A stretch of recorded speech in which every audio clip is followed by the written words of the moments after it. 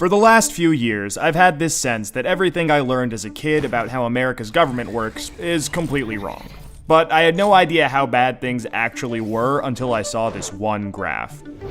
Researchers at Princeton University looked at more than 20 years worth of data to answer a pretty simple question. Does the government represent the people? Now, this is what they found. This axis here represents public support for any given idea. On the left, at 0%, are ideas that not a single American wants. On the right, at 100%, are ideas that everyone supports. This axis represents the likelihood of Congress passing a law that reflects any of these ideas, from a 0 to a 100% chance. On this graph, an ideal republic would look like this. If 50% of the public supports an idea, there's a 50% chance of it becoming law.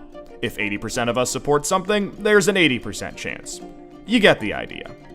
Now, most Americans would probably agree that, with a few exceptions, we should be as close to this ideal as possible. Unfortunately, the way America actually works doesn't even come close.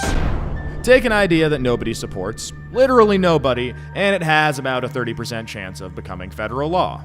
Now, take an incredibly popular idea, the most popular idea this country has ever seen, and there's also about a 30% chance of it becoming law.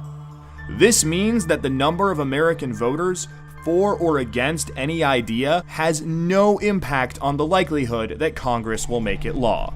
Put another way, and I'm just going to quote the Princeton study directly here, the preferences of the average American appear to have only a minuscule, near zero, statistically non-significant impact upon public policy.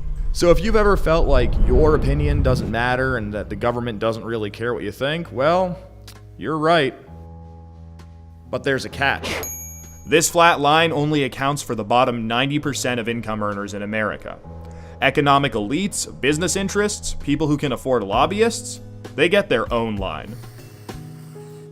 Look at how much closer their line is to the ideal. When they want something, the government is much more likely to do it. And when they don't, they have the power to completely block it from happening, no matter how much the rest of the country supports it. They get what they want, and guess who ends up paying for it?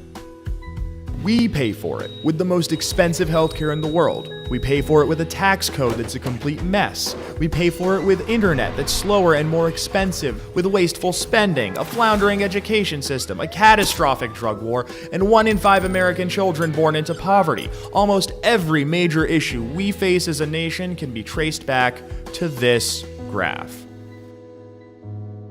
How does this happen? Well, just follow the money. Right now, it's perfectly legal to buy political influence in America. Here's how it works. Let's say a big bank wants a law that would force taxpayers to bail them out again if they repeat the exact same reckless behavior that crashed the global economy in 2008.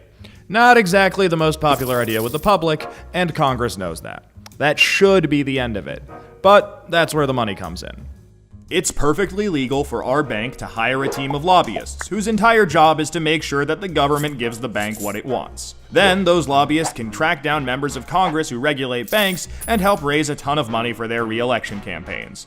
It's perfectly legal for those lobbyists to offer those same politicians million-dollar jobs at their lobbying firm. Then, those lobbyists can literally write the language of this new bailout law themselves and hand it off to the politician they just buttered up with campaign money and lucrative job offers. And it's perfectly legal for those politicians to take the lobbyist-written language and sneak it through Congress at the last second. So now you've got a law that greatly benefits the banks, and the whole process can start over. This is how a bill becomes a law. A special interest hires some lobbyists, those lobbyists collect campaign contributions, offer jobs, and then write the laws that Congress then passes to help those same special interests. This happens every day on every single issue with politicians of both parties.